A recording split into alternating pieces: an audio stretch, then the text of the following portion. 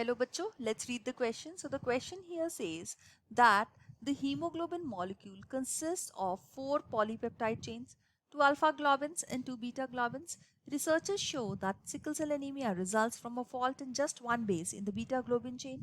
The base sequence of first 7 codons of this gene are given. So this is the normal base sequence, this is the sickle cell sequence. Now write down the amino acid chain obtained from the sickle cell sequence in the given figure. सो अब हम देखते हैं कि इस question के अंदर जो हमारा की कॉन्सेप्ट है वो है सिकल सेल एनीमिया। की कॉन्सेप्ट है सिकल सेल एनीमिया।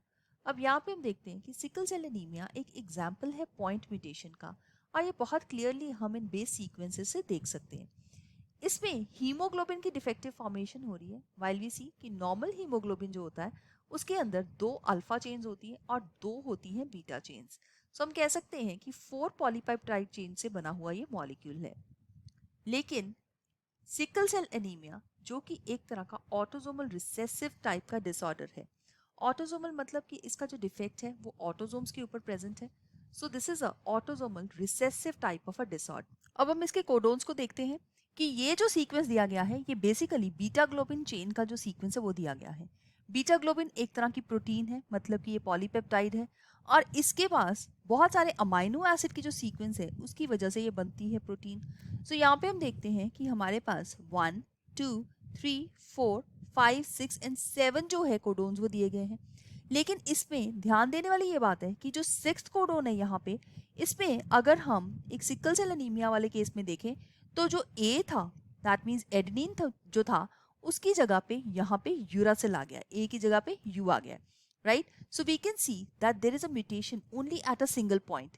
इस वजह से इस डिजीज या डिसऑर्डर को हम पॉइंट म्यूटेशन बोलते हैं।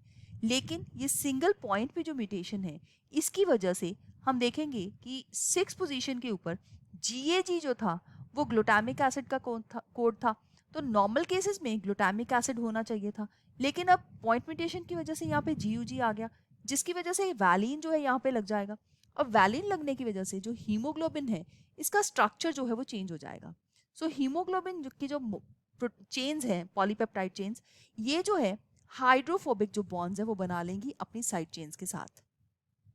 सो this is going to form the hydrophobic bonds with the side chains. As it forms the hydrophobic bonds with the side chains, इसकी वजह से हम देखेंगे कि यहाँ पे जो शेप है आरबीसीज की वो कनकेव से अब सिकल शेप्ड हो गई। तो बाइकनकेव शेप होती है नॉर्मली, और वो सिकल सेल की तरह बन गई है। तो इस तरह की शेप्स हो गई हैं। सो ये जो सिकल सेल शेप वाले आरबीसीज हैं जनरली छोटी कैपिलरीज के अंदर जाके ये पास नहीं कर पाते, उनसे क्लॉट हो जाते हैं एंड दे गेट डैमेज्ड, जिसकी वजह से ये प्रॉब्लम जो है सिकल सेल एनीमिया की अराइज होती है। और ऐसा पर्सन है जो बहुत ज़्यादा देर सर्वाइव नहीं कर सकता। सो यहाँ पे लिखा है write the amino acid sequence chain obtain from the sickle cell sequence in the given order. So in the figure. So यहाँ पे हम लोग इसके सीक्वेंस को देखते हुए इसको फाइंड आउट करेंगे। सो जो पहला कोडोन यहाँ पे लगाया गया है वो कोडोन है GUA। सो GUA जो है ये कोडोन है वैलिन का कोडोन। इसके बाद हमारे पास आ जाता है CAU। जो CAU है ये होता है हिस्टिडीन। सो ये है amino acid histidine, followed by the next which is UUA। तो UUA है ल्यूसिन का, this is for the leucine, followed by ACU। जो AC और U कोडोन है ये है थ्रियोनिन का। थ्रियोनिन एक अमाइनो एसिड है। Then next is CCU। जो CCU कोडोन है ये है प्रोलीन का।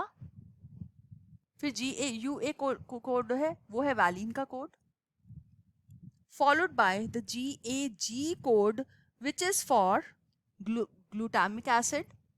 सो जो सिकल सेल सीक्वेंस यहाँ पे दिया गया है जीन्स का या कोडोन्स का हम कह सकते हैं, तो उसकी जो चेन है ये हमने वर्कआउट कर ली है यहाँ पे। So I hope you have understood it well. All the best, thank you.